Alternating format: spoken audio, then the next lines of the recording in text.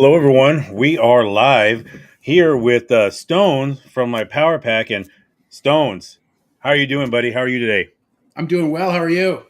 Doing great, doing great. And you guys, coming over here like the Polygon. You guys are doing a lot of great stuff. I love comics, right? So, those are two of the things that I just love about what you guys are trying to do and the packs and everything like that. But before we get into all that, um, let's go ahead and go into like your story, right, and how you got all the way over here into Web3.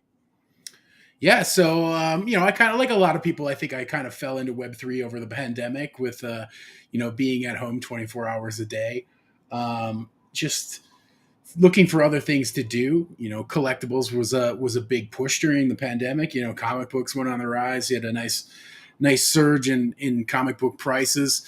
Same thing happened in the collectibles market. Magic cards, for instance. Those things all went through the roof during the pandemic, as well as I'm sure there's a bunch of other things that kind of hit meteoric rises over the pandemic. So that's kind of how I fell in. Yeah, it was just having just sitting at my computer too much, and Yeah. that's how I fell into Web3.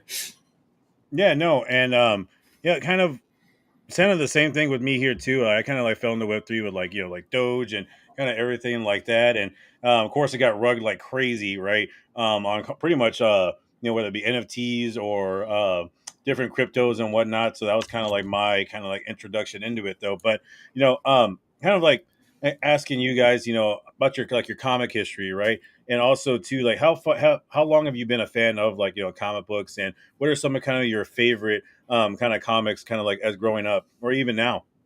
Yeah, great question. Great question. Yeah, I think I kind of fell into comic books, maybe when I was like 11 or 12, maybe even earlier. I know, like, one of the first pictures of me growing up, I'm wearing a Spider-Man like pajama onesie, right? So I've always been a big fan of Spider-Man since I was, just the tiniest kid. But I started collecting comic books, I would say, in my early teens, to be, in a roundabout way there. And my love for the hobby landed me essentially a job really early on, working for a local comic book shop, in my neck of the woods, and that led me to finding TCGs, Magic the Gathering and stuff like that, because those were all coming out about the same time. As far as books that I love, I am a huge Spider-Man fan, so a big lover of the Spider-Man franchise and all those stories. I'm definitely more of a Marvel guy than I am a DC guy, but I do find myself now, as I'm older and getting on in years, um, my tastes have more, I guess, delved more into the, what's the word I'm looking for here? Independent comic books, like unique stories, unique creations from new creators and independent folk, right? So, they can do a lot more than what like Marvel and DC can usually do. And Marvel is owned by Disney, so Yeah, you're essentially, because they're owned by Disney, you kind of have that mature tag kind of. It's not a place you can usually walk, right? So as because I'm older, like there's definitely more adult themes in some of the books that I read now, and they're all great. It's all about the story now for me. Like, the art is always fantastic, but the story is what drives me now. hmm And when I was a kid, it was the other way around. It was I don't even remember reading half my comic books. I yeah, was looking at same. the pictures, right? So yeah, that's a um, titles that I really do dig. I'm a huge Conan fan. Yeah, Always Conan the Barbarian. Spider Man, of course. Spawn is great. I've been rereading Spawn. Walking Dead is good. Um, just kind of looking at my shelves over here, see if I can peel some things off. The Boys. I love oh, the I love the Boys. boys. Yeah, yeah, That's a great independent comic book. The comic books are even more violent than yeah. the TV show. It's crazy, like Great, how isn't it? adult themed they are. Yeah. Oh, well, I do want to say hi to Catch. Catch, how are you doing? What's up, folks? Sorry, running a little bit late. How do I do that thing on the bottom, Jarek? Like, follow me on at. Oh, it's you should be able to like it should be like a little like settings button on your little icon there thing, like as you click on yourself. You should be able to, like, to type in like where you work at and stuff like that. All right, I'm gonna do that. Yeah, no, How's it and going, guys? we're doing great, and happy you showed up. I'm here. I'm here. I wouldn't miss it for the world. As I was, talking to you, Stones here too, and kind of like his kind of journey into Web3. Can you kind of let the audience know, like, what's been kind of your journey here to Web3? Man, I joined a few years back. It was just an invitation through a friend who put me on a mint list before I even knew what the heck a mint list was. Mm. And I minted, and the project did really well for being the first project that I joined. And then been super bullish ever since. I kind of began with hosting like a weekly space, and it's still going today. It's more of a monthly now. And so, yeah, been doing that. And then in parallel, my background is in entertainment. So I worked in film, TV, talent management for the last like 20 years of my life. Oh And yeah. in the last few years, kind of gone through my nostalgic passion of getting into IP development, which is in the form of comic books. And the more we learn about the industry, the more we saw opportunities. And I think there was just a melding of culture between what we're learning in Web3, the potential of the technology, and an application to what's possible in the space. That's kind of inspired us to create 24/7 comics. So super excited to chat with you today. And thanks for having us, man. You guys been such a great community at Polygon, and the whole crew at Chad's. Shout out to all the Chads. Yeah, Chad. Has Shout out Brandoff. has been Shout out amazing. family. Yep. Chandon. I don't know if I said his name right. Man, they're gonna kill me because I'm gonna forget everybody on there. No, no, no, no, no. Star Platinum, No Futuristic, D Engineer, Van, all those guys. Cynthia, Maria from Women at Cosmos. They're gonna. Oh man, if I forget some, Merc, Twan, Fun Girl. All of them though. But yes, they'll probably show up here in the stream too as well. Now, as you said, you worked in TV and like in film. Could you kind of like let us know some of that TV and film that you worked in? Yeah, so early on, it was more for the promotional side. So we produced a lot of the large scale entertainment events for like Hmm. Marvel Studios, actually Wizards of the Coast as well, which is how I met Josh. And then over time, I started developing IP. So last year, I produced a independent movie called The Curse of the Sin Eater, uh, horror movie. It's going out to sales right now. There is probably an article you'll see out there that we optioned the rights for a TV series called Rift War. It's based on a 80s, 90s fantasy novel series by Raymond Feist. You might have heard of it just because Henry Cavill has mentioned it on a few times, saying Yeah. his favorite fantasy series. And a few other projects we're developing, but I worked. I was kind of taken under the wing of a producer who worked on some pretty large projects in Hollywood, including the Lego movies, the live action Aladdin. So definitely been quite a journey. I think overall, uh, where I get excited has been the IP development side of things, and I think that's kind of why comic books are big for me. If you look at over the last decade, the largest and the biggest box office movies have been based on comics, and most of the stories that they had mined from was from 30 years ago. So in a way, we are developing what's going to be the foundation of culture and for IP, maybe 20, 30 years from now. But I think it's going to move much faster now. I think with the way information travels, the way kind of the process has been through kind of the comic books, establishing a fan base, adaptation through film and TV. Then the collectibles market happened because there's this franchise department that goes and like licenses everything out. So I think our thesis here is to be able to leverage a collaboration with the community, leverage technology, the blockchain, and really decentralize the whole process so that we could co-create together with the community. A lot of what we're doing now, we're kind of having this stream talking about the mint tomorrow. What the heck are we minting, right? I think Mhm. there's been a lot of a lot of attempts on decentralizing IP within the blockchain, and you see kind of the propagation of Board Ape Yacht Club, Azuki. I think these are all going to be kind of early renditions of how we'll evolve when it comes to decentralized IP. we are going to introduce a few new techniques as to what that Ooh. looks like and what that means. And so I don't want to spoil it, but we'll have a video that comes on Friday to kind of share more after the mint.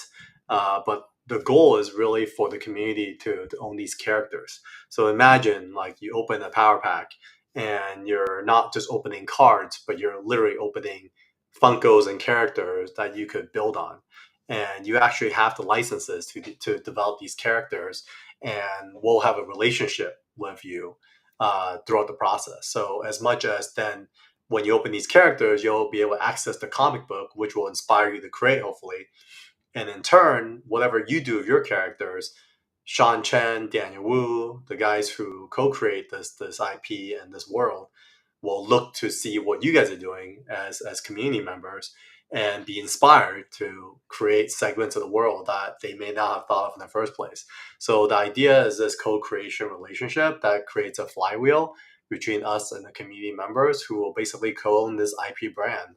And the idea is to be able to fast track the process that's kind of been a very slow process over the Hmm. course of Hollywood and its relationship with IP. So yeah, I think excited to have double click on this conversation, answer any questions you may have. Chat about Web3 and why we're here today, and Yeah, go. well, no, definitely on the IP side, right? Because I think that's something that's very like lost, right? We were given kind of this, tech, right, with NFTs and everything like that. Basically, hey, you have IP rights to it, right? Go do with it what you will. But we haven't. A lot of us don't really know like what to do with it, right? We don't know how to like to market things and Sure. excuse me, and everything like that. We don't know how to kind of like effectively like create this brand of and this NFT that we were given. And yeah, like like you said, like that's where it's kind of lost, right? Like kind of like what you were saying, like what other kind of like ways you're gonna kind of help people kind of get that IP branding that you can say without of course getting into too much trouble. Sure. I think it comes down to education. I think it's iterative because even for us, we're working on the business model. I think Mhm. the age old comic book business model of developing comics, going to comic book shops, selling comics, going to comic cons. I mean, it's a model that's there, but I think it's missing a digital element. And Mhm. why I say that is because you're kind of seeing now a lot of the traditional sense of collectibles being disrupted with the fact that I think trust is becoming an issue. For example, over the pandemic, there's been a huge growth in sales when it comes to graded comics, and these graded comics are all done through CGC, right? The kind of the slabs, and these slabs is basically the trust for the grading for these comics. And what's happened recently, there was a huge scandal where you're finding that lower grade comics are being put into higher grade cases, which in certain cases, certain scenarios actually doubles, triples, quadruple the price, right? And so that really disrupt the trust when it comes to the relationship with the buyer and the collector. And so with what we're talking about here, technology can help a lot with provenance. I think we're some ways from that, but I think we're going to move very quickly into building this relationship between technology and trust. So I think technology is our friend. Often, in the creative fields, there's a lot of resistance to it all because when you're dealing with IP, it comes from people, and so my hope is over time that trust can be established when the proper channels are being compensated for their work and their input into the space. That way, I think we could really get great stories and great art out to the masses. Yeah, and that's I love that answer, right? And kind of, comics and kind of like Web3 and like collectibles, right? And kind of as you're kind of, seeing all this kind of develop, right? You're seeing NFT, you're seeing blockchain technology and everything like that. Like, where do you kind of see like comics and kind of collectibles kind of like going like kind of on blockchain? Like, I think that's going to be a kind of like a very kind of like robust type of thing that's going to kind of take off though, or like you think it's going to take a little bit more time, or when you're going to see kind of it kind of like catch on? I think it's gonna take time, but it's gonna come around the corner faster than we think, right? How Mm-hmm. often do we say, "Oh man, bull market is gonna be it's bare, and then all of a sudden, like right around the corner, the bull market shows up, right? I think this kind of swaying back and forth will will will will be faster and faster over time. Where like the last bear market was 3 years, then it became 2 years, Mm, then it became a year and a half, then it became a year. I think it's going to be short and short until it becomes stabilized. I think when it comes to digital adoption, it doesn't mean physical is going away. I think it's going to mean that the audience will have a choice. Meaning, if you have a token that represents a particular print run, you could have a choice. Like honestly, some people don't even care about the physical. They'd rather just have the token and be able to access the comic and read it anytime, right? But some people want the physical. Then we're gonna have an option for you to burn your token and get your physical, but it'll be from the same print run representation from that from that run on the tokens, and that's pretty much all we're gonna print. And then if we go and do a second print, then it will be a separate token with a new print run that represent that print run.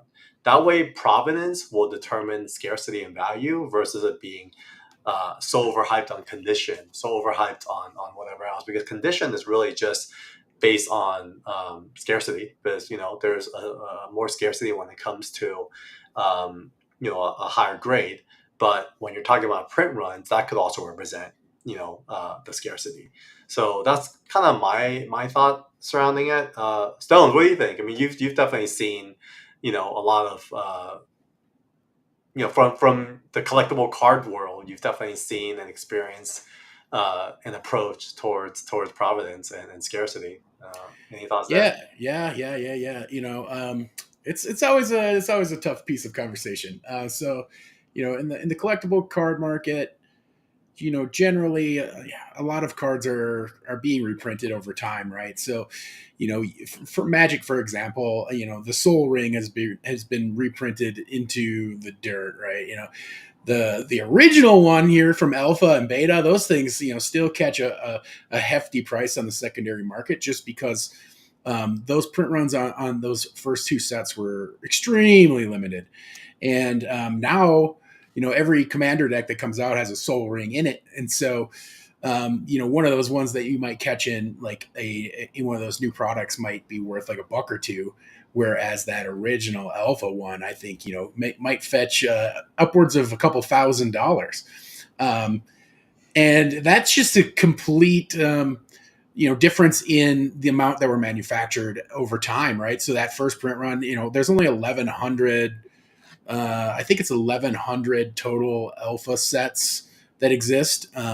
Whereas those new commander decks, I mean, they probably print 100,000 of each one now. So I mean, that is a huge difference in the number of cards. Um, and that same idea, holds true for comic books as well. Like, thinking back, like the first Teenage Mutant Ninja Turtles, that first print run of number one, there's so few of those, and in order to find one that's in really good condition is dang near impossible.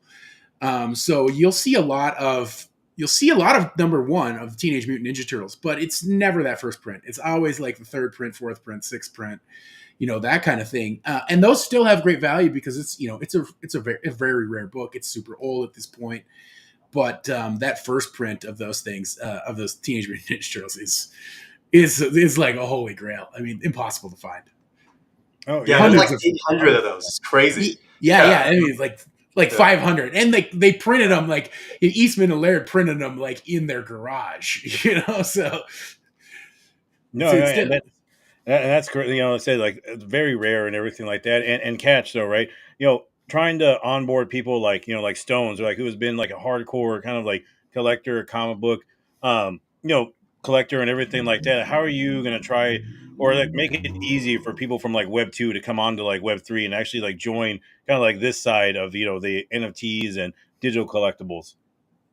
I'll be upfront. It won't be easy. It's going to be a process. I think one of the things that our team talks a lot about is being sensitive to both sides. So you'll kind Mhm. of see like two faces for 24/7 comics, and we're trying to make that a little bit more apparent. So you're going to see over the course of our releases on the Web3 side, more representative in the Power Packs community, because we feel like this product was designed for I don't know how else to explain it, but like we do have some like degen in all of us, and so the Yeah. power packs are going to be designed for that collective for that gamification and collectability. So like it's gonna be a package for every IP in the form of power packs. And there's going to be a story behind it. There's going to be rewards surrounding it. There's going to be different type of collectibles surrounding it. So that's power packs. 24/7 Comics will be more of like the publishing consumer facing brand, where you're gonna see us appearing at conventions. You're gonna see us, when we get to the physical comic shops, it's gonna be 24/7 Comics. Kickstarter campaigns. We did one back in October. That will be a 24/7 Comics brand. So you're gonna see us differentiate ourselves depending on where we are. I think the hope and dream is one day we could invite our thousands of community members on our email list to come on to start looking at digital collectibles and be like, hey, what's this, and like kind of discover it. But the idea is not for them to come in and be like, hey, discover it, I want to be a degen too. It's more about, oh cool, this is kind of cool, like I have this like pin board, that's like my physical pins, and Hmm. I could have something similar in the form of digital pins in my collector profile in my vault on 247comics.com. And then this pin can unlock this comic. That's pretty cool. Like we want that kind of discovery to happen organically. We don't want to like, force it in their face, because we've seen this. I think like, Stones and I like look at cons and see what people are doing. And often like you go to these like conventions and you see these like giant NFT booths, and they have like, scan this QR code and like get this and this, and it's a little in your face, and I think we want to be a little bit more conscious and sensitive to the audience. So yeah, I think we do see the two worlds coming together one day, but I think in time. Yeah, no, like definitely in stones, right? As someone like being as like a hardcore collector and comic book like collector too as well. What scares you so much, or what do you think scares some of like the old school like people of branching over into like Web3? Like, what are some of the, I think the barriers in your like opinion that needs to be crossed? I think it's just kind of a mindset, to be honest with you. So, um, for us people that have been collecting comics our whole lives, we like to hold a physical comic book in our hand. Mhm, We like to smell the comic book. We mhm, like to be able to flip the pages, and so the digital aspect of that, you lose that. However, you can get, you know, if you're on digital, you can get yourself a giant big screen and you can read your comic books in like three times the size, right? And mhm. really hone in on the artwork and what the artists have done there. So there are benefits to both. Um, but I think for me, it was just a matter of like space, because like I have a tiny apartment, although like it's full of comic books, and now I'm like, I don't have room for any more comic books. I don't have any room for more collectibles. So the step to digital is just an easy transition. I mean, I got rid of my CDs years ago, right? Like, who needs CDs anymore? Like, everybody's got Yeah. Spotify, right? It's the same kind of idea. So at some point you're gonna be like, these just take up space. This is cluttering up my house. As the world grows and the population increases, the amount of space that everyone's going to have is going to shrink. And so, over time, I think it's just inevitable that digital is the way that everything is going to go. But, to transition those old comic book people over, that's a tough one. Mhm. It's hard to do. Like, I still want my physical comic books because I have a, emotional attachment to them. But doesn't mean I don't read digitally. Like, for instance, some of the comic books that I have slabbed, like I got a Star Wars #1 slabbed. Like, I've never read that physically because it's always been in a slab since I've got it. But I've read the issue digitally, so there's a benefit right there. If you've got something in a slab where you're interested in the value of that thing over time, like, but you still want to read the story, you got to find a way to do that, and the way to do that is digitally. Yeah, no, a great answer. And catch, with what you guys got going on at 24/7 Comics and of course Power Packs and everything like that. Can you kind of like let us in on some of the lore, like if you can, of actual the comics themselves?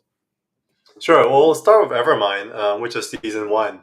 Evermind is created by Sean Chen and Daniel Wu. So Sean Mm, Chen, he had one of the longest runs on Iron Man. His first comic was Ryan the Future Force at Valiant, sold almost 1 million copies.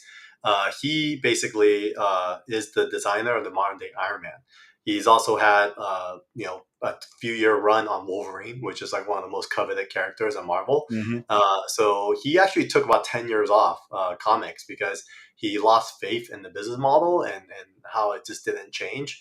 And I actually met him when I used to run the agency producing, large scale events for studios. And I had him work on some of the Marvel activations that I worked on, and we became friends. And when we started talking about the comic book model, we realized that there was some opportunity. And when we came across the blockchain, that's kind of where it started. But with Evermind, it was really designed from the ground up, heavily inspired by Web3 and the decentralization of content. And so 20 years ago, Sean actually drew this sketch of a mech gorilla and a mech girl. And I was always curious. And when he posted on Instagram, I was like, "What is this?" Right? And because it really like spoke to me. And he's like, "Oh, it's a story about these characters that transfer their consciousness into these androids." Okay, interesting. And then later, he basically admitted to me that he just made that up on the fly because what happened was 20 years ago, he was at a Comic Con. He had that out on his folder, and a guy came up and asked him, "Hey, what's the story here?" And he said there wasn't one. And when the guy walked away, one of the other artists came out and says, "Do you know who that guy is?" And he's like, "Who?" He's like, "It turned out to be a giant Hollywood producer who was looking for IP." And so when Oh, I asked him, he saw it as a second chance to try to turn it into something. And so what happened was we started working together, and he started developing this world. And the world of Evermind is basically about world-renowned scientists who believes that evolution has come to an end. And the reasoning is because he's developed this process to transfer human consciousness into androids. And so what happens? He needs money to fund this research, so he basically takes money wherever he can. And the money that came, one was from a amusement park entertainment mogul, think of like a Bob Iger or Walt Disney, right? mhm. And on the other side is the American military. And so obviously they're going to use this technology for very different reasons. And so the lore is when these two worlds collide, what happens? It's a shit show basically when Yeah. these worlds collide. And what's really fun is when you kind of double click into the lore on the amusement park side. Sean was really good about thinking about technology and where that can evolve. Because if you think about going to Disneyland, Disney World, right? What do you see? A ton of like retired volunteers, right? Imagine if you're retired or even your body is failing you, you have an opportunity to transfer your consciousness into an amusement park character and be able to live in the amusement park as a service agent, right? As, Mhm. as, as a mech. And so you could be this Mickey Mouse, you could be Bobo the gorilla, you could be a princess and just be around kids for the rest of your life. But similar to airplanes, androids have to keep running, right? Like, when's the last time you rode a plane where there wasn't a deboarding before you boarded, right? Mhm. Planes keep going because that's how the engines and everything mechanical stay in place. So Sean had the imagination that androids also have to keep going. So what happens during nighttime? Nighttime, these androids aren't working in the amusement park, so they have to strip their skin off and become mechs into this place called Underworld. And this Underworld is basically the paradise island for the adults. And the Bobo mech gorillas strip their fur off and they become mech warriors and they fight in the arenas and you go cheer for them. And then the mech female princesses, they strip their skin off and they put on lingerie and they go and become dancers and entertainers in these nightclubs, right? And so it's amazing, like the world that's been painted. Now, the protagonist, one day Sean actually asked me, who I thought would be a great face for it. And one person that always comes to mind for me is a leading man named Daniel Wu. Him and I worked together some years ago when I was in the talent management space. But he's always like, I think he's always brought so much to the table. But because he's such a unique personality and unique leading man, it's hard to write a role for him. And I understand because he's not the general guy. But I felt like, man, this would be like a perfect role for Daniel, like a few years from now. Like, he's not quite old enough to be Lucas Zhang, the protagonist, yet, but when this goes on screen, it should be Mhm. Daniel Wu. So I kind of caught up with Daniel like casually one day, and we're just kind of seeing where he's at, and I'll let him kind of speak on this later. Tonight we have another spaces where Daniel's going to come on and share, but Oh wow. here sharing about how Hollywood's been interesting because obviously it's just hard, right? He's maybe a man a little bit ahead of his time, and I think finding roles sometimes you hear these stories all the time. You have to make your own role, right? And so when I shared this character of Lucas Zhang with him and how this whole Evermind story is really about father and daughter, he himself in the last few years have really been spending a lot of time with his daughter, raising his daughter.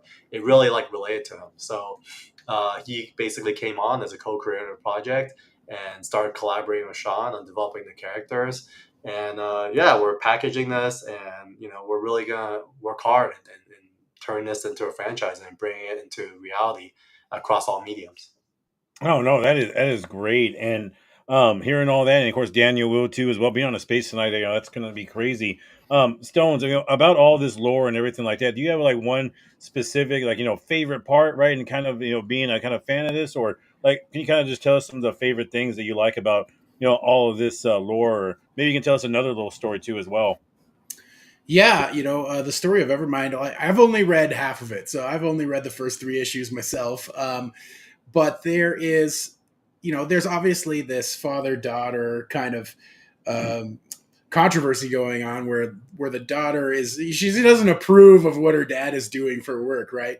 And so he's like, you're just supposed to treat me with respect and respect me 100% no matter what I do, and she's not having it. So like right away in the first book, she like swoops in and takes away this world's favorite dad mug and smashes it on the ground.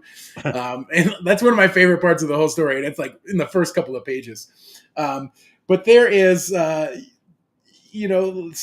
there's this technology called Neuralink in the book, and it gets really hairy right away, where people are, their consciousness is being, put into these robots, and essentially their bodies are being left behind, in this dormant state. And a couple of characters gets trapped. Their consciousness gets trapped inside these mechs, and their physical bodies perish. So they are now trapped inside these mechs for the rest of, you know who knows how long, maybe forever, right? Because they're robots. And it's a really interesting climax, and I think it's in maybe the third book where all this is kind of happening, or maybe late in the second book. And it really helps drive the story as to like what's going to be coming in issues 4, 5, and 6. And it creates a really unique, I guess, villain, if you will, in the story when this all goes down. And that's one of my favorite parts of Evermind so far. Oh no, yeah, I love it. Sounds like super interesting too as well. Like I love a good story and everything like that. And kind of Cash, I do want to talk about this one thing. I don't think it's talked about enough. Right? Is actually what they call film three. Right? Actually like filming on blockchain and everything like that, and kind of having like more kind of like power to the people that are producing like content and everything like that. Like, what's kind of your take on actually like film three, and how can you see that being a good thing? Or possibly being a bad thing going forward. Give me more context on Film 3. I haven't been super exposed to the term. Oh, film three is basically like what they're having now is that they're kind of like how studios kind of gatekeep like who can be in like certain like kind of movies, right? And you get pretty much at the kiss the ring and play the politics. Where now in film three, and actually interviewed I don't know if you've ever heard of Vet TV Hmm. or anything like, well, a couple guys that did Vet TV, which is TV for veterans, pretty much. Um, they're doing like their kind of like own film thing, like Gala's doing it too as well. And it's kind of like it goes to like a vote, like a DAO, like community decides on who can be the actors and who actually can like, be in the movie and whatnot, and kind of gives power more back to the actual people creating content and everything like that. Now, of course, on the flip side, I think that could be the bad part is that people can just pretty much make whatever movie they want, whether it be offensive or not, though. But well, do you see that kind of being a good thing, or what's kind of your take on that? Okay. It sounds like it sounds like Film Three is almost like a Web3 derivative with a focus on feature filmmaking, right? Yes. I've seen a few models. I think I've definitely seen like DAO driven storytelling, right? Like Mhm. where people vote on like choose your own Yeah. adventure kind of thing. I've definitely seen IP support with lore where Hmm. people are encouraged to like create fan stories. I've definitely seen some of those servers. Uh, our our whole thing is not just to um, create the story and expand the world itself. I think for us, we're entrepreneurs as a team, so we want to be able to create commerce, a commercial relationship between our community holders and our team. And how do we do that is we will have a relationship, let's just say a franchise model in place Hmm. where as you participate in the IP and our ecosystem, we would basically work together to expand these different universes and create sub communities under each of these IPs. And some IPs will be bigger, some IPs will be more niche, but the idea is collectively we grow these different stories together. And I think for us, I think this is the right path. I don't know which path will be the right path. Hmm. In my experience, though, if you look at Hollywood, for example, there's really like a list of about like 300 people that's responsible for 95% of the income in Hollywood. There's not. I mean, if you go ahead and go IMDb and look at like the top 50 producing blockbusters, you're gonna see a ton of names repeat over the course of the year because there's only that many people that understands the formula and is trusted by Hollywood to steward those stories and IPs. And so I feel like it'll be very similar where uh, the IPs that are successful will be led by the creators. And then Hmm. that's kind of why like the way we even structured the core of our business model is called partnership publishing, where I think for us, beyond just whole leveraging technology and all the stuff we're talking about, the core of what inspired 24/7 Comics to come together is about creator creator economy. I think for us, it's about creating a sustainable system. It was kind of like heartbreaking for us to discover that a lot of these creators that we grew up as fans, like some of them don't even own homes because Yeah. they haven't gotten a raise for 20 years, and often they over time they may slow down, so they get kind of spit out from the industry because they can't do a page a day and deliver an issue a month, right? And so, and then often we even hear about how like they'll create like a really big superhero character created by, but then, their bonus is $5,000 for a $1 billion movie appearance, right? And so you're kind of looking at like sustainability, but then you also then see like really successful business models for guys like Robert Kirkman, who has gone along for the whole ride. He's Yeah. in the writing room for Walking Dead. He's overseeing the writing room for Walking Dead video games, right? He's participating in like every aspect of all the creatives that he's working on, like Invincible. He's the executive producer, right? Amazing. And so that's the dream we have, and that's kind of like the vision we have for our creators. So we developed this partnership publishing where we work with them to develop IP. We do pay them for the time, and then they participate on all the upside for the life of the IP. So for me, I want these guys in the room because I feel like if it's coming out of their brains, they should be the nucleus Hmm. to these adaptations. It doesn't make sense that someone else comes in and think they could do it better when these guys are the creators. So I think for us, we are we are being pretty ambitious in how we're structuring everything. But it's a new world. Things move very quickly. So all we could do is try, and we'll see where it lands. No, no, I definitely like that, right? I definitely like that take too as well. And I kind of stoned, kind of like the same question to you, right? Kind of having like a more of a kind of like DAO structure type. But like to me, I like it, but I kind of don't, right? I like the fact that you have a little bit more power on who can be in certain movies, right?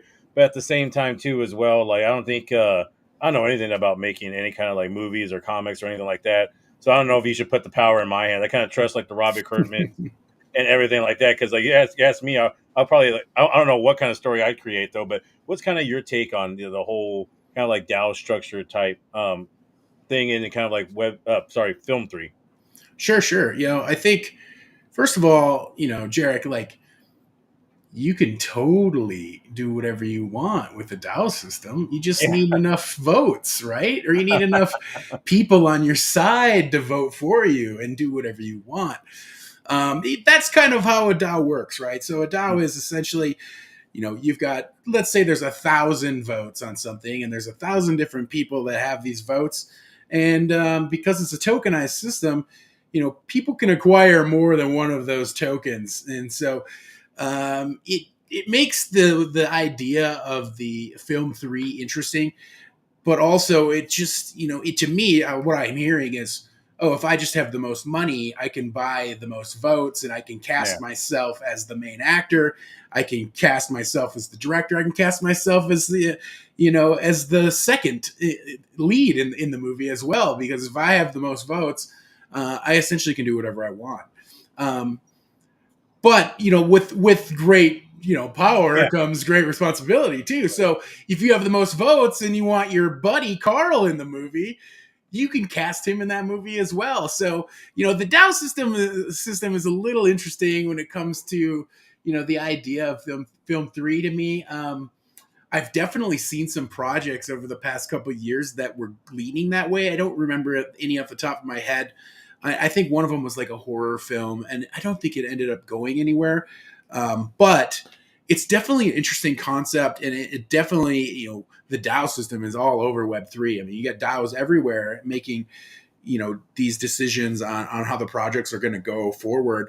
Some of them are very successful because people actually take the power of their vote and make it something that pushes the project along. But I've also seen many DAOs where it's like nobody votes on anything because they just feel like it doesn't matter. So it kind of feels like the American voting system where it's like you have one vote, right? It does matter, Hmm. but does it really matter? And so with the DAO system, if you've got all the tokens and you've got all the votes, you have a bigger sway. So you can basically make things happen. But if you're just a one token holder, it's a much different story. So definitely interesting. I would like to see a DAO film come out where it's like 100,000 people or Yeah. 100,000 tokens, and those tokens are split up however. And I want to see who comes out on top, how they're casting it, and how it's being directed, all that stuff. Yeah, definitely interesting way to look at it. It is interesting, and you don't want me like making that type of movie, right? Because like it would just be like explode. It'll have like make no sense to it at all. But I do want to ask, you guys too as well, and catch, like one, like what brought you like here to Polygon? Like what made Polygon so appealing and actually like dropping power packs on, and how has it been so far? I think it was a conscious decision. I think for us, looking at and looking at metas within Web three, I think it was a decision: do we want to chase meta, or do we want to chase the future of what the potential of this technology can do for the space? We decided to choose technology. We believe in Web three. We believe that it's a place where could be the new foundation for what collectibles industry can be, and so we leverage Chainlink to really create this randomization protocol within the power packs, where within the slots we're going to be able to truly randomize what you can get in the collectible sequence. And what was funny, like we actually had 3 slots, but then when we kind of brought it to some of our marketing agencies, they were kind of like, dude, this is too complicated. And so we Mhm. realized sometimes like you kind of have to take a couple of steps back to move forward. So we kind of scaled it back to 2 slots. And we realized they were right. Like 2 slots is also pretty complicated because people are used to doing like one reveal, right? You get one NFT package and then you reveal one, PFP, right? For us, we are attempting to release literally 5 collections in one, right? Because within the context of the power packs, you're going to get our first avatar collection. Even our avatar collection, we want to create some complexity to it because how often do you like pull up an avatar and then you show up on like Twitter Spaces and you have someone else who looks just like you that you never seen before, even though you scroll through a collection, but it just has a different sword or something, right? And you're kind of like, oh man, like I look Yeah. just like that person, right? And so for us, we were very intentional in splitting up our five characters into 1,000 of each, and then within them, they probably have more traits than most 10,000 collections of each of these characters.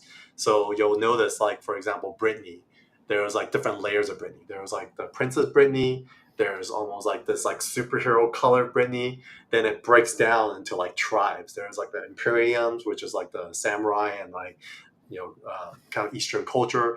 There's like the cyborg world that's like, totally different, and there's obviously like the skin ones. I mean, it's crazy. Like we broke each of them down into all these segments so that there's like this tribalism that's truly unique within each of the characters. On the other slots, it's about the collectabilities. Uh, we don't know if it's gonna work. I mean, it is totally like experimental. I'm a big fan of collectible art. Oh So yeah. for me, it's like I collect slaps for a little bit. I have a ton of comic books, but I think for me, kind of even seeing the recent CGC, scenario, it kind of reaffirms why I love original art because there's only one page to that original art, and each book has only 22 of them. And so to hold one of these pieces of art in my hand, like it's just like so much more fulfilling. Like for example, like Sean Chan drew this in 2019, right? Oh. This freaking Wolverine piece that we should just give away at some point to our community members. Uh, that thing's awesome, man. Like you see the pencils behind it, you see the inks, and then on some of his pages, he actually does like the prelims on the back. It's a matter of time before like people recognize that's the true collectible. So over the course of the years, the last decade or so, digital comics have not had original art. So on the second slot, we want to create an opportunity for folks to literally own the art from Evermind number one. So what we're calling them are basically panel moments. So you're gonna see if you check out our Power Packs Discord, these panel moments could be the cover, could be a panel of the moment Josh loves when the mug drops and breaks, right? My Mhm. favorite dad. And then, there's moments within the story that could mean different things to different people. And we'll let the market decide, the value of these moments because there's only 150 of them. Another set of collectibles that we created was going out to eight basically mega artists within the Instagram space that has tons of followers. And we said, hey guys, here's the five characters within this Evermind universe. You guys pick your own and draw whatever you want, but we want these one of one sketches. And so they did because within the kind of collectibles world, a lot of folks love collecting sketches from artists, like of their favorite characters. And so we said, okay, well, we kind of include that here as well. So these are all one of ones. I think there's only about 300 of those. And then we also have almost every pack, like 91% of the packs, will have the Evermind number one comic book token, where it will be the first print as part of our kind of a Kickstarter launch. We're going to print it alongside our Kickstarter campaign. And so if you want to redeem it, you can redeem it for a physical copy. If you want to keep it as a token to just read on our reader, that's totally fine as well. You can unlock it forever and it's yours, right? And it's going to be transparent on chain that this is the print run we have for the first print. And the fourth thing is something really fun. Talked about original art. We have uh, about 100 pieces of original art from Sean, from his personal published works, from Wolverine to X-Men to Fantastic Four. And these will be original art redeemable tokens. You probably want to redeem these tokens because what you'll get is one of the original pages from Oh. his published pieces from his works in Marvel, DC, etc. So we're experimenting. I mean, we'll see kind of what the interaction will look like, but shortly following this Power Pack release, we're going to host a redeemable event, and the idea is every quarter folks that wants to do redemptions can do so during this event. So we've already released a couple other tokens, which includes Age of Valor, which is number one, which is based on the Azuki IP. We've released Apply Primate Origins number one, which is based on the Board Ape Yacht Club IP. And then this is our first original IP of Evermind number one. So when kind of the end of Q1 2024, the redemption event will allow you to redeem 3 of these comic books, and they'll get shipped out and through burn in, and you'll just pay for shipping. So that's what how we see distribution for comic books could look and feel like. No, I totally love that, and also too, as well as we're kind of like talking about, kind of like like the comics and what you guys are kind of like doing with each one of the like these tokens. Are there going to be like for people that kind of hold on to them? Is there going to be like future perks or maybe perks down the road that you can't just say just yet though? But is there going to be other incentives too as well for holding on to like these first editions? Dylan, you wrote the thread. Hey, hey now. Okay, so yeah, I mean, we do have some plans for some seasonal rewards, and that will not only tie in just stuff that's in Evermind season one here. So you're gonna have your character avatars, you're gonna have your comic book, you're gonna have these redemption tokens, the sketches, all that stuff is going to play a part in kind of a gamification of a collector profile, if you will.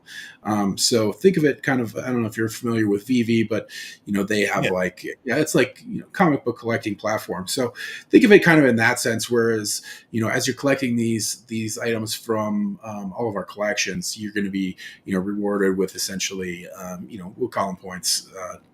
We'll call them points, and the more of these things that you have, or the more complete your collection is, the more points you will earn.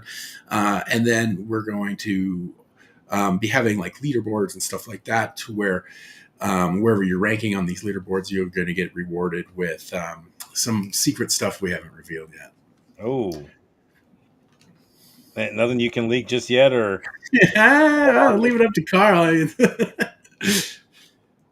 not I yet? think I think just let it play out. I think for Yeah. us, what's been really cool is uh, watching at every step, like some of our like really loyal community members that have stayed involved, and then even seeing how they've inspired others to stay involved, and even I think one of the best decisions we've ever made has been this step into Polygon.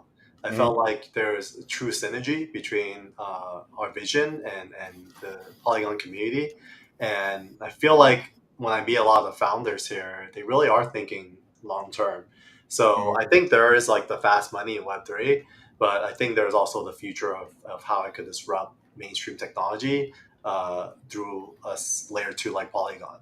So I think for us is we understand Web3, we understand kind of what the motivations are for people, and why they are bullish about certain projects and whatnot. But often I think it operates almost like a financial industry, almost like a stock market. Mhm. I think for us, our philosophy is more about buy what you like, buy what you love. It might be worth more later, it might not, but buy what you like, man. Because I think the idea is to be part of this journey. That creates nostalgia for your contribution. We definitely want this to be a little bit more involved than the industry we grew up with. The way we think about kind of like decentralized storytelling is less about the DAOs. It's probably more closer to like D&D. So D&D has like an open gaming license that allows you to adopt the characters and create around them. So you could have Mm. the different the rankings, and you could grow them, you could tell a story, and if you've played a D&D game, it's super fun for those who are playing and are involved, and like it's super personalized, right? But if you're watching a D&D game, like unless they're like celebrities, professional storytellers, it's not that great of a movie, right? And Yeah. so I think for us is creating that personalization, but at the same time, the core story we still feel like should be led by the creator. So as you're creating surrounding this, we also want the creator to look back at what the community is doing and incorporate some of what the community is doing into the story. So for example, if you go to 247comics.com right now, check out our avatar randomizer. Stone's creation. Uh, you look at the characters and what's there today. Sean Chen, who's working on issues 4 through 6 right now, is literally going through that randomizer today and getting inspiration for some of the characters that's going to end up in the books. And so imagine, like, I don't know what he's going to place into the books between 4 through 6, but imagine seeing the character that you open up on Power Packs on issue number 5 Hmm. punching out one of the villains, whatever it is, right? So, whatever scenario, for me, it's so freaking cool for that possibility to happen, and that's the type of flywheel effect we want to continue creating as we release more seasons and more stories. I mean, yeah, we have some super fun stories coming up, and it's going to be a little different than like the superhero meta. It's going to be Hmm. more like fantasy, sci-fi, horror. I mean, it's going to be different things that you might not see in like a typical comic book space. We're also not trying to be like a Marvel universe. I think the whole like interconnected universe that Marvel and then now Yeah.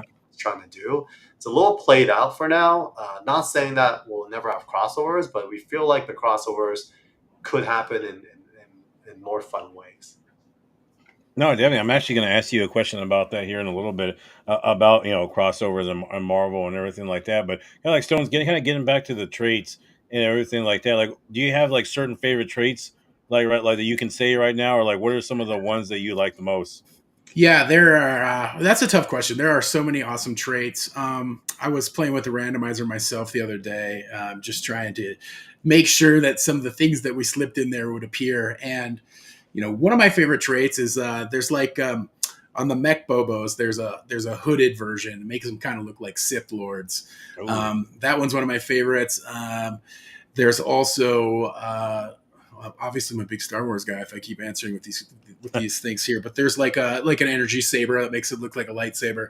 So when you get that lightsaber trait with that Sith Lord hoodie, it just looks rad because the mech bobos themselves are.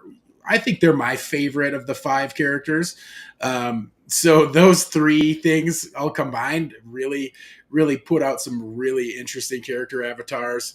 Um, there are some like unique traits that are only on they're literally on one character avatar in the whole collection. So there's like there's one where it's a Britney where there is poker chips and money flying through the air behind her. I really like that one. There's only one of them, but that one's awesome. Uh, what else do we got here? So let's trying to think of another Britney trait. There's kind of this cool kind of side buzzed mhm. haircut on one of them that I really enjoy. Um, and there's another trait where they're kind of holding almost like this, like Conan the Barbarian sword. I think that's on the Bobos as well, the mech Bobos. And then on the regular Bobos, I really like the hot dog, the ones that are holding the hot dogs. And Yeah. then there's ones with these baseball caps that are like flames through the bill. I love that flame through the bill hat. I know that all sounds like like super cool and everything like that. I like love how like the traits are all kind of like mapped out too. And Catch, I also want to ask you this too as well, and I'll go back to Stones here in a little bit. But as far as like opening these packs and everything like that, and you're gonna have content creators gonna of course open these things too as well. Are you gonna have like support? Are you gonna have like certain things for like content creators when they do certain things like that, or how are you gonna support content creators in Power Packs? Well, I'll tell you, you could replay the pack breaking experience. Mhm. I don't know if that helps, but yeah, I think we want the pack breaking experience to be something new and fun. We want Mhm. people to celebrate when they break something very unique. That's why we spent the time to create a lot of one of ones, a lot of Mhm. special features. I think the overall theme for us is, I came from the music industry for 15 years. And, when it comes to create hit music, there's only 2 themes. If you think about every song that you've ever heard on the radio, it's love and war. And Mhm. so for us, we want to capture all those emotions in our traits. So there is first that theme, the love and war side, but then within that, there's also the villains, there's the heroes, there's the sexy, there's the ugly, there's the silly. We have all those emotions, and so buy into what's what you could relate to. I mean, obviously, I think like, there's going to be, inspiration from like different worlds, like, all avatars that you see out there. But, I think for us, as much as, we are creating this collectible experience, we're also, making sure that people can collect. Because I think for us is, you look at Funkos, people are collecting based on characters and based Mhm. on like character they love on screen. Like we want people to collect based on kind of emotional ties to different things that they see in these avatars. And so I think for us collectively as a team, I think we probably spent about 4 or 5, probably at least 2,000 hours curating these, coming down from about 30,000 randomization characters down to 10,000 initially. This was during like the bull run last year. And then earlier this year decided, hey, like 10,000 collections are kind of, the time has passed. I think for us, it makes sense to curate down. So we curate again down to 5,000. And so we feel like 5,000 is pretty much the best of the best of the collection. So you'll see that, we were pretty meticulous in making sure all the characters are very unique. Shout out to Wave who led that effort. And so, yeah, I think it's been a process and 2 years in the making. We're just happy that it's finally coming out. And so, for us, we're also doing community outreach and marketing completely different. I know a lot of folks are maybe scratching their head and be like, how come they're not promising this? They're not promising that. They're not doing reveals like this. Mhm. I don't know. I think Stones and I, like, we spoke to so many market agencies, talked to so many people. We're kind of like, let's just be ourselves, be honest, you know, be right, be righteous, and present our product.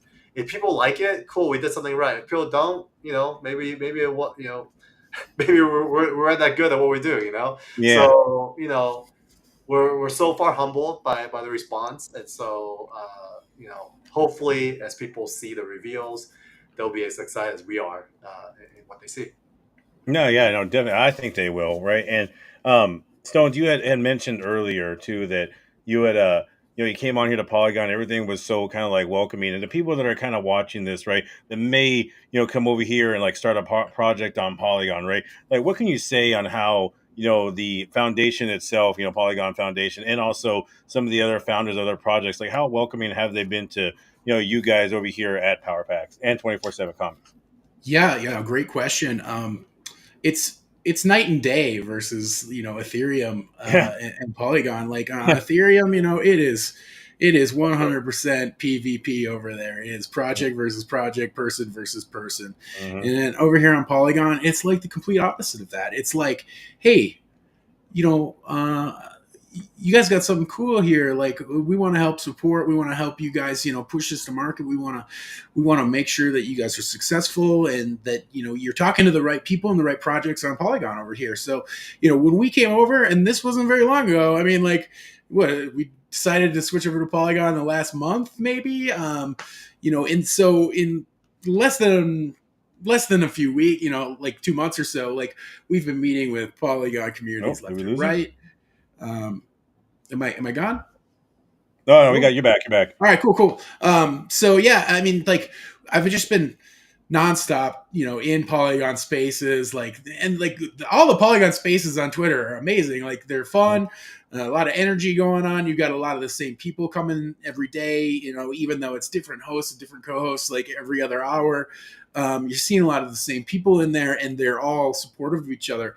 And on Ethereum, for instance, like you might see a little bit of it, but you don't see as much of it in even the smallest sense that you do on Polygon. Like everybody on Polygon is like holding each other up. It's awesome. It's like, hey, do you need a hug? I got a hug for you. Like, Yeah. it's awesome. And I just want to say, thank you to every Polygon community that I've spoken to. I've been super busy, so I'm extremely sorry if I wasn't able to connect with your community. But it's been great being thrown in with the Chads and being part of the Jarek Bryan show here.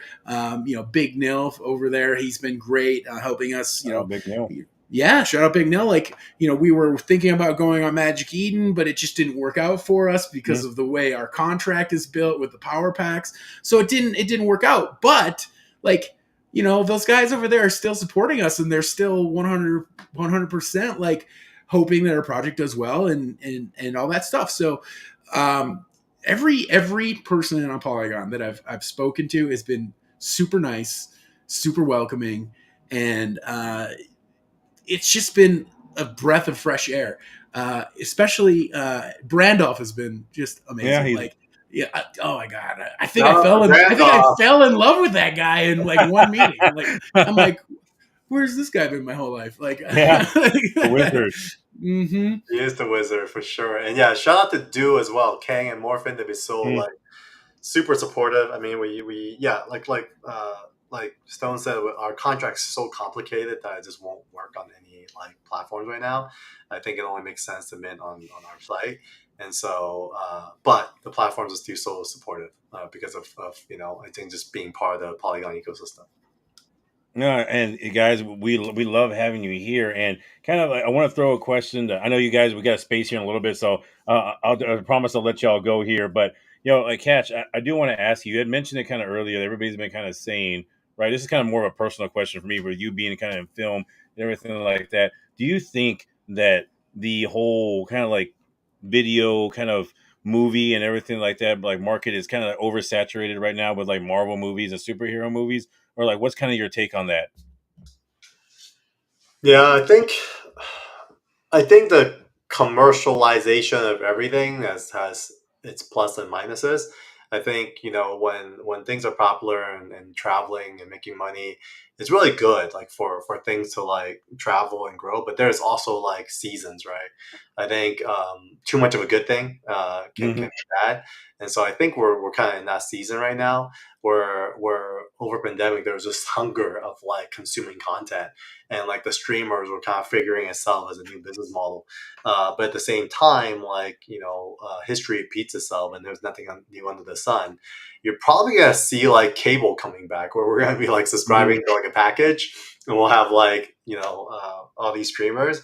But I think Hollywood's going through a major restructuring because as much as like data is a powerful thing, uh, you're gonna start seeing tastemakers come back when it comes to creative and storytelling because they've been doing a lot of data driven storytelling in the last few Hmm. years, and I think it's contributed to kind of a natural placements of roles and natural placements of stories and characters within like roles that doesn't make environments that don't make sense, based on kind of data, and I feel like the power needs to go back to the people. Got to go Hmm. back to the creatives.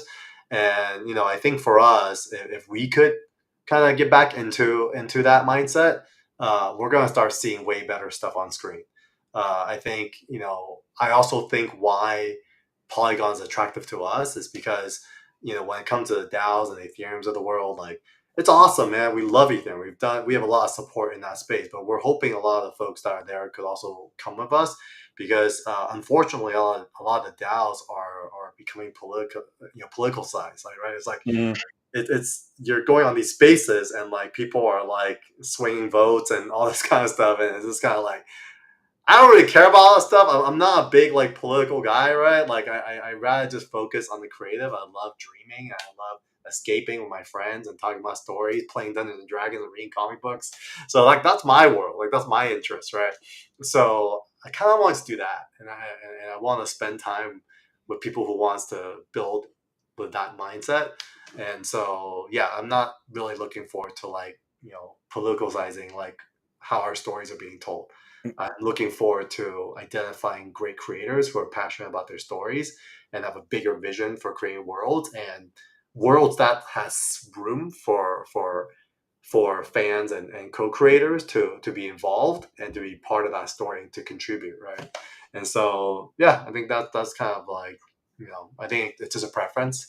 I don't think there's anything wrong with the direction of where all the different chains are going, but as 24/7 we also feel like there is room for a multi-chain project because at the core, at the heart of 24/7 is about the IP and about the creators, and however we interact with web3 uh, will be whatever is best to service the story and the IP. So No, no, yeah, and definitely, and kind of talking about that, right? You said you've gone on Ethereum, right? Here on Polygon, right? You definitely want to be multi-chain too as well. Is there any other chains? I'm not saying that you're going to do it now, right? But are there any other chains that are pretty much that kind of caught your eye that are appealing to you? And I'll start off with you, Catch, and I'll kick it on over to Stones after. If you look at my Twitter profile, I have a little thing, a little alpha there. So I'll just leave it at that. Ooh, okay, okay, definitely will. And Stones, how about you?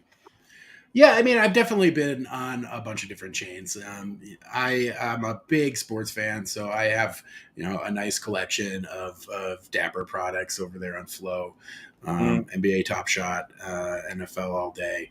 Um, I'm a fan of that.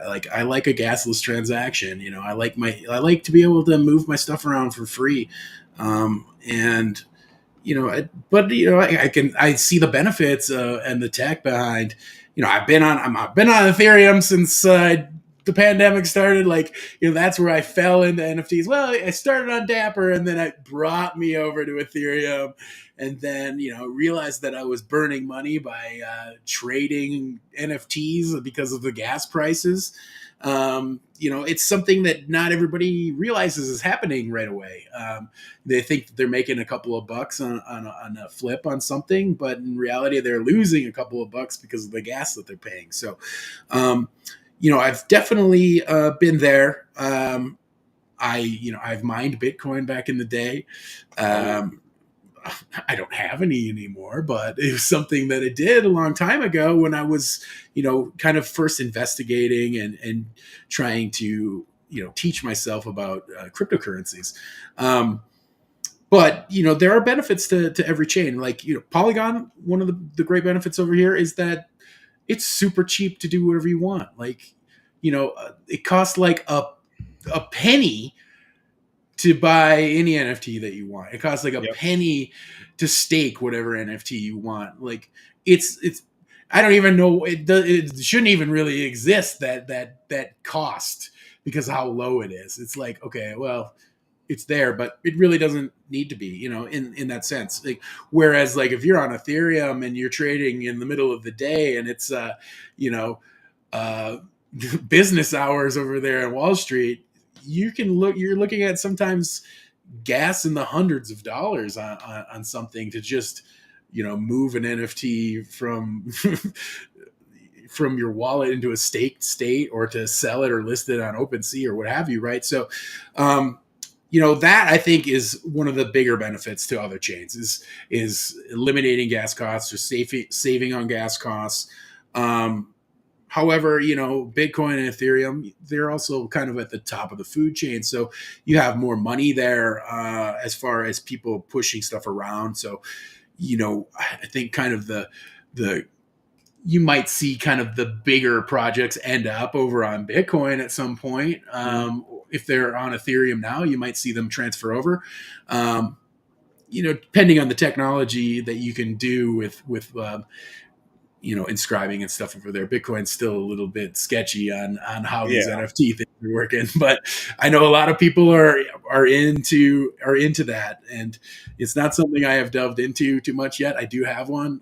It was just because it happened because of this project that I was in, but I have not been inscribing anything yet. But it's all over the map, you just got to find your niche and go with it. I think take what you like and what interests you and ride that pony. yeah, yeah, no, I definitely, and also, what I will ask you, I know because we got to wrap it up here. We got definitely have space here in a little bit. Catch, this is for both of you guys, right? Perfect world, right? A year from, well, basically December 31st, 2024, right? Where would you like to be at, like 24/7 comics and also power packs as well? What would you guys hope to accomplish?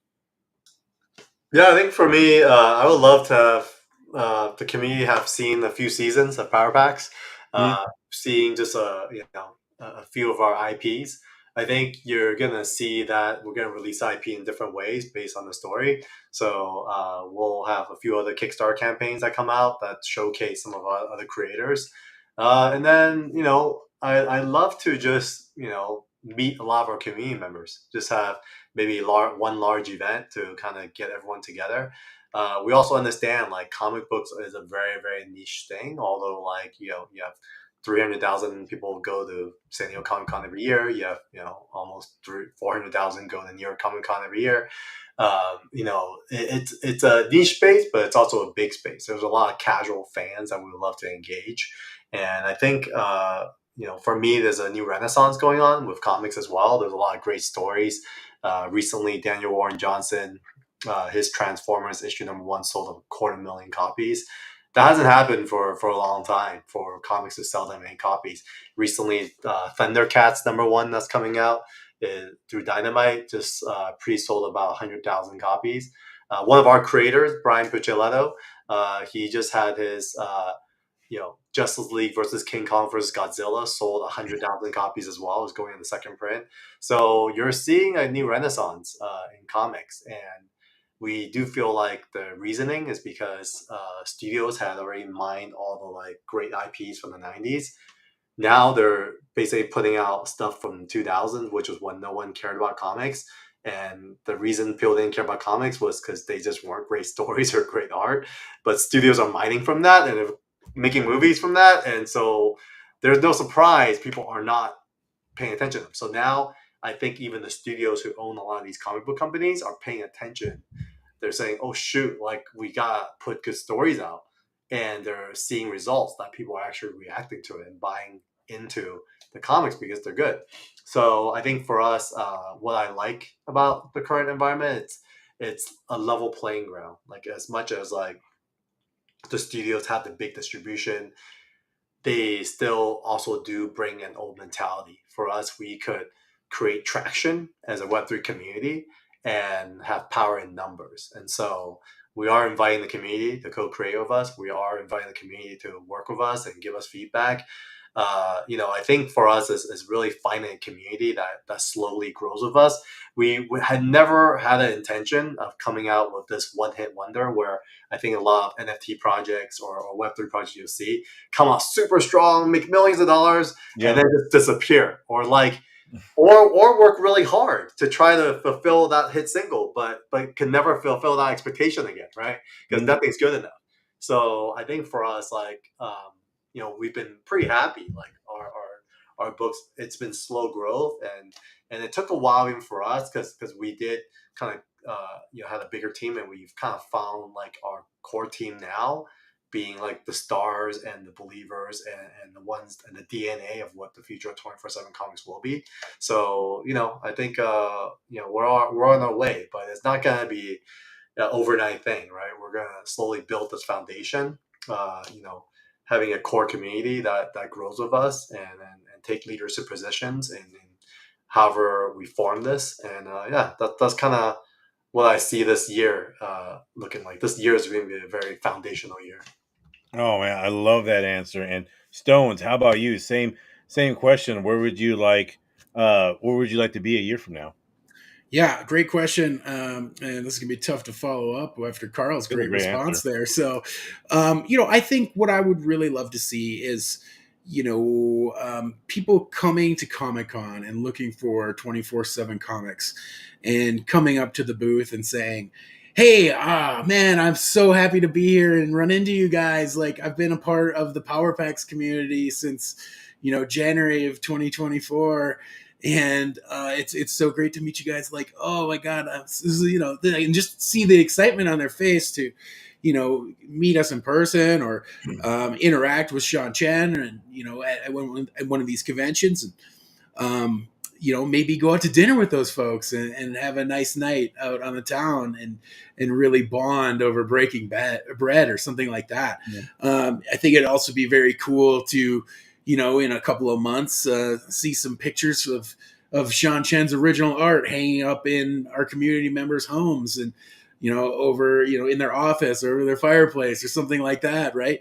And I, just like I would also love to see, Power Packs succeed, and like, maybe we can get 2, 3 new seasons out in the next year where each one of those, seasons of Power Pack is related to a different one of our IPs, and people fall in love with those as well. So, Evermind is just one story. It's just one IP. Season two is going to be a different book, a different theme, and maybe it catches you a bit differently than this one does. And, maybe this one's not for you, but maybe the next one is. That's just one way that storytelling works.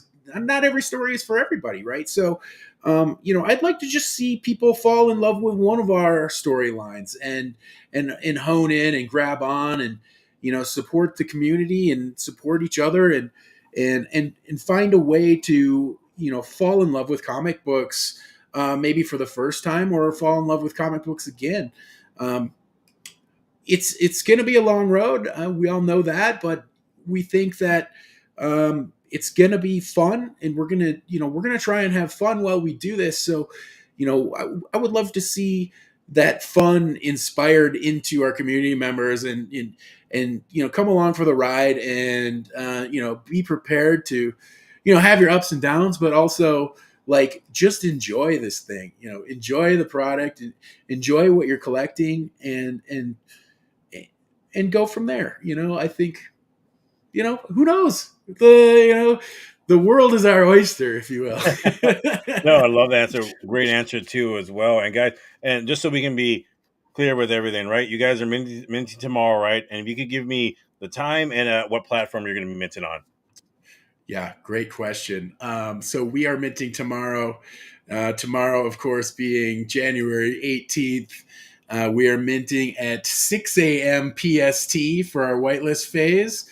It lasts for 2 hours. And then we're going to have a 15-minute break while we switch over to public. So at 8:15 a.m., if you don't have whitelist, you can, and there's still supply available, you can jump in and try and grab one there. The price on power packs are 88 Matic, and you can buy up to 2 packs during that whitelist phase if you're lucky enough to be on that. And after that, it's pretty much open season if there's still any left in the public. So I think you can buy 5 per transaction, but you can multiple transaction if you want to. So, what did I miss anything there, Catch? It's 48 Matic. That's the That's only what thing. that's what I Otherwise, said. I you said said 48. 88. You said Oh, 88. no, I didn't. 48 Matic. I probably fumbled my words. Yeah, 48 Matic. So half of what I originally Yeah, said. It's a deal. It's a deal. Yeah, I'll deal. say yeah, that. I mean, I would say the resources it took and the amount of manpower that Oh, was deal. put into this, like, uh, this should be like one ETH, right? But I think for us, we really want to like just get the word out. I think for us, let's get the vision out, bring the community in, uh, under promise, over deliver. Hopefully you're buying a product that you're actually really happy with because of the quality. So you're gonna see the art is very serious. The art Mhm. is gonna be timeless, and each character will be very meaningful in its own way. So. Oh yeah, no, definitely. And Kat, I will let both of you guys go, though. But before you go, right, is there any community members you want to shout out, or anybody in general you want to shout out, anybody on the team or anything like that? Yeah, I mean, like Swift Dev, he has been like such a soldier. I mean, that guy is such Mhm. a beast. Him and with support of Strong, like these guys have been like killing it, just building this stuff out. We have a very small team, but we're lean and mean. Obviously, Burgundy, she's been great. All the beautiful graphics you see, she's the Mhm. one that's really pumping it all out. Raphael, he's our video creative director. So all the videos that you see are just cut within our internally. And shout out Stones, man, this guy's been holding it down. He's not joking when he says wear of hats. He's definitely the community lead, our face out there and interacting with all different communities. Can't do it without this team. Definitely shouting out the team at Polygon. With Greg, Reese, all the folks, Logan, shouting out the folks at Magic Eden, Do. They've all been super supportive, man. All the chats for sure, right? Jarek, yourself. Oh, thank Man, you. I probably forgot a bunch of people, but this takes a village, and it's really cool because I feel like as much as like we moved on to a chain, I feel like we've also moved into a community. It's almost like everyone is rallying together. We've been doing so many spaces together. Like you said, about an hour and a half or so, we're going to be hosting a space with Daniel Wu, with Sean Chen. Often, we're also very lucky. I think you see some of these superstar celebrity projects. It's obvious that some of these guys are just laying their names, but Mhm. Daniel is truly like spending his time with us. And we just did a post about an hour and a half ago where he's the guy that's like saying we're minting tomorrow, guys, let's do this. And he's the guy like that's consciously like actively engaging the community. And so we have a great creative team as well as a great supporting team, and we just hope we could rally the whole community to come behind this IP and this concept of power packs, and make it work within the Polygon ecosystem. No, no, brilliant. And Stones, before you go, do you have anybody you want to shout out, or anything you want to say in general? Yeah, obviously I'd like to thank everybody over here at 24/7 Comics. They're on the core team. Everybody's been working super hard over the last months, if you will, but we've really been pushing hard this last month or so. And I'd also like to thank like all the Polygon influencers that have kind of helped us pushing on some videos and doing our content, like yourself, Jarek, Big Boy, Star Platinum, just to name a few. Legends. Yeah, I'd also like to shout out the Matic Man. He kind of I just met him the other day for the first Nice time, guy. very briefly, but I know that he's a legend in the space, and Super. Yeah. we worked out some whitelist spots for him and his Mhm. community. So really appreciate him and reaching out. Obviously, Big Nell and Johnny over at Magic Eden, and then I really like to shout out all of our community members that bought into our pre-sale early on before we really had a ton of information out on the project. They kind of went in on faith more than anything. So if any of you here are listening to that, we really do appreciate you for jumping in. We know that pre-sale was short, and some of you missed it, so apologies there. But for those that did get in, thank you so much, and good luck on cracking those packs tomorrow. No, definitely. And guys, this is gonna wrap our live stream right here. Thank you for Power Packet and 24/7 comments. Check them out tomorrow, guys. They're gonna be minting. It's gonna be 48 Matic, right? And guys, if you like content like this, please like, comment, share, subscribe. Follow 24/7 Comics on X. Also follow Power Packs on X too as well. And I will see you guys around in the next one. Take care. Thanks, Thanks, everyone. Jared.